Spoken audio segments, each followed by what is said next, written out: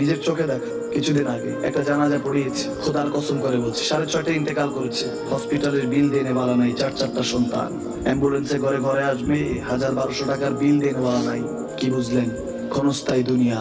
মুমিনের কম থাকলো আমি বলি, কেউ যদি এসে বলে একটু দোয়া করেন, খুব পেরেশানিতে আছি, আমি তার হাত চুমু খেয়ে বলি তোমাকে মোবারকবাদ, আল্লাহ তোমাকে ভালোবাসে। পেরেশানি তো মালিক দেয়, এই জন্য এটা রহমত মুমিনের জন্য। পেরেশানি দেয় যখন ফেরেশতারা বলে আল্লাহ চাইতেছে টাকা পয়সা চাইতেছে, বলে এটা কি? বলে ফাসেক, দে বিদায় কর। তার চাওয়া চেয়ে বিরক্ত লাগে, বিদায় কর, কি লাগে দে। মুমিন যখন চাইতে থাকে আল্লাহ আমাকে কিছু লাগবে, যখন একটু করে চায় আমার মাটাকে সুস্থ করে দাও, বাবাটাকে আল্লাহ আমার স্ত্রী আমার আমাকে একটু তৌফিক দাও, চাইতে থাকে মুমিন। আল্লাহ বলে যখন ফেরেশতারা দেখে মুমিন চাচ্ছে, দেরি করতে পারে না, তাড়াতাড়ি খাজানা নিয়ে দিতে নেবে, আল্লাহ বলে রাখোস না, এত তাড়াহুড়া কিসের? তার চাওয়ার মধ্যে তো প্রেম আছে, একটু চাইতে দেস না। থাকুক না মুমিন আর একটু পেরেশান, থাকুক না, থাকতে দেস না একটু।